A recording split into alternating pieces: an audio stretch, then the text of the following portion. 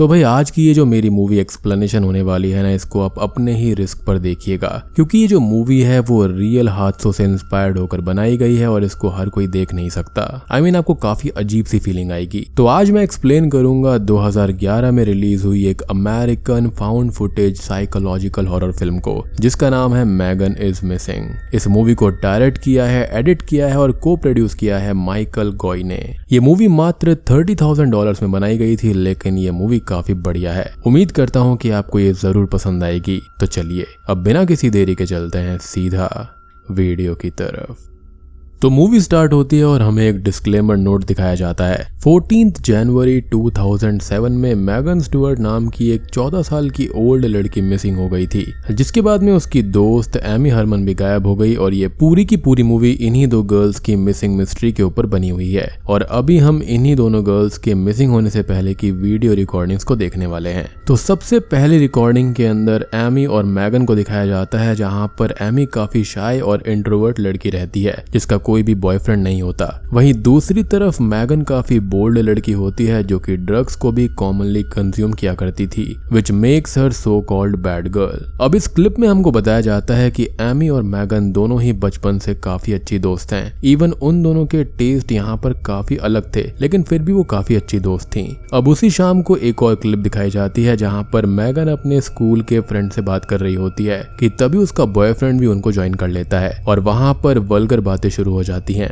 ये सब सुनकर मैगन की मदर भी कमरे में आ जाती है, जिसके बाद उन दोनों के बीच में काफी वल्गर बहस शुरू हो जाती है, जिससे हमको पता चलता है कि मैगन की उसकी मॉम से बिल्कुल भी नहीं जमती, जिसका रीजन हम थोड़ी देर में जानेंगे। पर उसकी मॉम के जाने के बाद में मैगन की दोस्त का बॉयफ्रेंड उसको ड्रग्स दिखाता है, जिसे देखकर मैगन का भी उसे कंज्यूम करने का मन करने लगता है। अब अगले दिन मैगन और उसके कई दोस्त मिलकर एक लड़के को कॉल करते हैं, जो कि उनको बताता है कि उसने एक पार्टी ऑर्गेनाइज करी है, जो कि सो कॉल्ड ड्रग्स की पार्टी है और वो सभी लोग वहां पर इनवाइटेड हैं। मैगन उसी लड़के से एमी को भी उस पार्टी में लाने के लिए रिक्वेस्ट करती है, लेकिन वो लड़का नहीं मानता, जिस पर मैगन कुछ समय तक उसको इंसिस्ट करती रहती है, जिसके बाद में वो मान जाता है। अब शाम को जब पार्टी होती है तो सभी लड़कियां $10 देकर उस पार्टी में एंटर होती हैं, जहां पर हर कोई ड्रग्स को कंज्यूम कर रहा था। वहां पर हर तरफ स्मोकिंग चल रही थी, वल्गर बातें चल रही थी और वो काइंड ऑफ ड्रग पार्टी लग रही थी। तभी इस पार्टी में एक लड़का आकर एमी को इनअप्रोप्रिएटली टच करने लगता है, जिस पर वो उसको दूर करने लगती है, तो वो लड़का उसको चांटा मार देता है। एमी अब रोते हुए इस बात को मैगन को बताने जाती है, जहां पर वो ये देखती है कि वो उस पार्टी के ऑर्गेनाइजर लड़के के साथ में इंटीमेट हो रही थी, जिसको देखकर एमी को काफी बुरा फील होता है और वो एक दूसरी लड़की पर वॉमिटिंग कर देती है। अब अगले दिन एमी और मैगन वीडियो कॉल पर बात करते हैं, जहां पर एमी बताती है कि उसे पार्टी में नहीं आना चाहिए था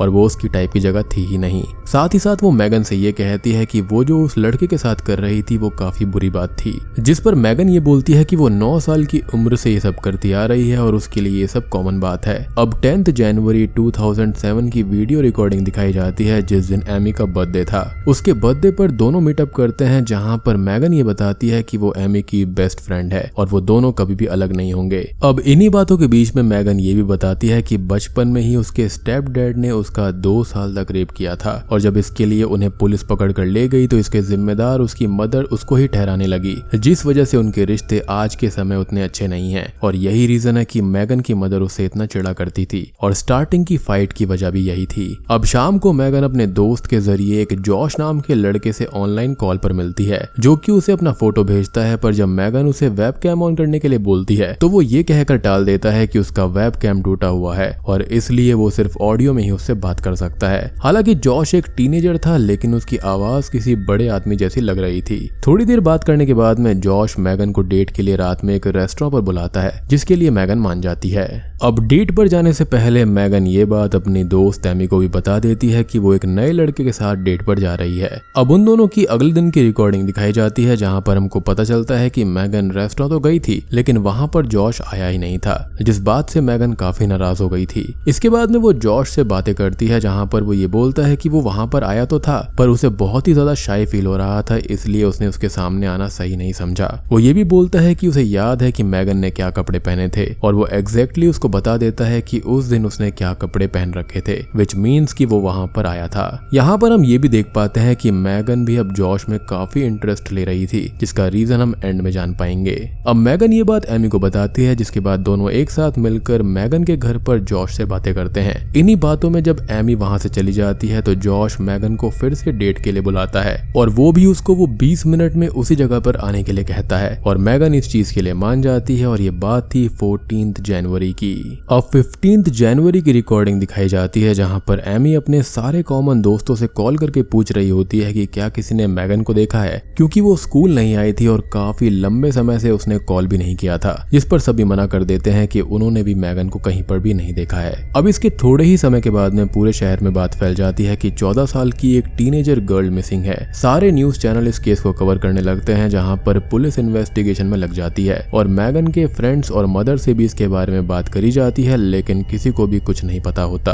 उसी रात को एमी भी एक वीडियो रिकॉर्ड करती है, जहां पर वो ये कहती है कि मुझे भरोसा है कि मैगन अभी भी जिंदा है, क्योंकि मैं उसको फील कर सकती हूँ। हालांकि सब ये कह रहे हैं कि वो भाग गई है, लेकिन मुझे ऐसा नहीं लगता। एमी अब जॉश से भी बात करती है ताकि वो ये जान पाए कि मैगन कहाँ पर गई है, लेकिन जॉश ये कहता है कि वो उससे मिलने नहीं आई थी और उसने कई समय से उसे कॉल भी नहीं किया है।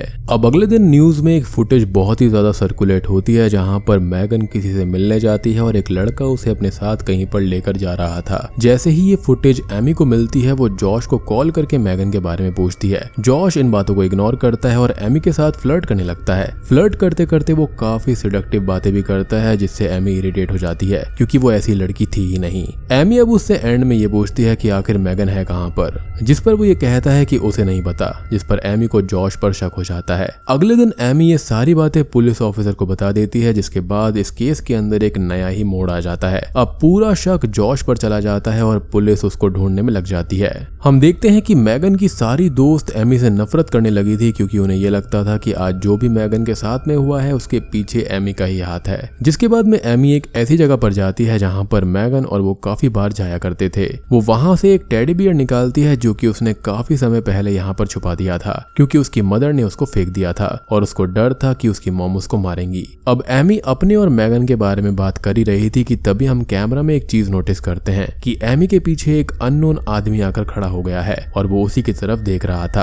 अब अगले सीन में हमको एमी को दिखाया जाता है, जिसे जॉश का कॉल आता है, जो कि उसको धमकी देता है कि उसे अपना मुंह बंद करना चाहिए ताकि वो और उसकी मॉम सेफ रहें, जिस पर एमी का शक उसके ऊपर और भी ज्यादा बढ़ जाता है। फिर न्यूज चैनल मैगन के मिसिंग होने की एक रेप्लिका केस बनाती है, जिससे पूरे शहर को इस केस के बारे में पता चल जाए और सभी लोग सतर्क हो जाएं। अब उसके एक दिन के बाद एक वेबसाइट पर 2 फोटोज रिलीज की जाती हैं, जिन्हें ध्यान से देखने के बाद पता चलता है कि ये फोटोज किसी और की नहीं बल्कि मैगन की हैं, जो कि उसके मिसिंग होने के बाद के समय की हैं। और इन दोनों फोटोज के अंदर ही मैगन को बहुत ही बुरी तरह से टॉर्चर किया जा रहा था और बहुत ही ब्रूटल वे में उसे कहीं पर बांध कर रखा गया था, जो कि देखने में बहुत ही डरावना लगता है। अब एमी फिर से उसी जगह पर जाती है जहां पर मैगन और वो जाया करते थे।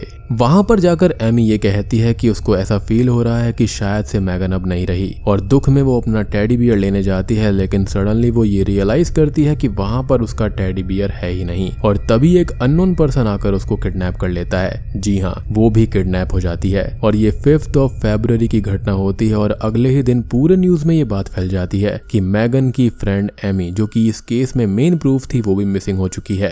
अब इस चीज से टाउन के अंदर बहुत ही टेंस माहौल बन जाता है और अब सभी टाउन के लोग वॉलंटियर बनकर पुलिस ऑफिसर्स की हेल्प करने लगते हैं इन दोनों लड़कियों को ढूंढने में। और उनको कुछ भी ना हो इसलिए वो पिंक कलर का रिबन भी हर पेड़ पर बांधते जाते हैं। अब कुछ दिन इन्वेस्टिगेशन चलती है, जहां पर एक गार्डन के अंदर एमी का कैमरा मिलता है, जिससे वो अपनी वीडियो डायरी रिकॉर्ड किया करती थी, जिसमें उसके मिसिंग होने से पहले की एक वीडियो रिकॉर्डेड थी, जहां पर एक अननोन पर्सन उसको देख रहा था और मे बी यही जॉश था। उस कैमरा में कुछ और वीडियोस की रिकॉर्डिंग भी होती है, जिसमें जॉश ने एमी को बहुत ही बुरी तरह से टॉर्चर किया था और यहीं से इस मूवी का सबसे हॉरिबल सीन शुरू होता है। और सबसे बड़ी बात कि ये लड़कियां मात्र 14 साल की थीं। अब रिकॉर्डेड वीडियोस में दिखाया जाता है कि जॉश ने एमी को किडनैप कर लिया है और वो उसे बुरी तरह से टॉर्चर करता है। जॉश एमी को खाने के लिए खाना देता है, पर एमी जब उसे खाने को रिफ्यूज करती है तो जॉश उसका टेडी बियर उसको दिखाकर उसको ब्लैकमेल करता है और उसे बिल्कुल डॉग की तरह उस खाने को खाने के लिए बोलता है, यानी कि वो टेडी बियर जॉश ने ही चुराया था।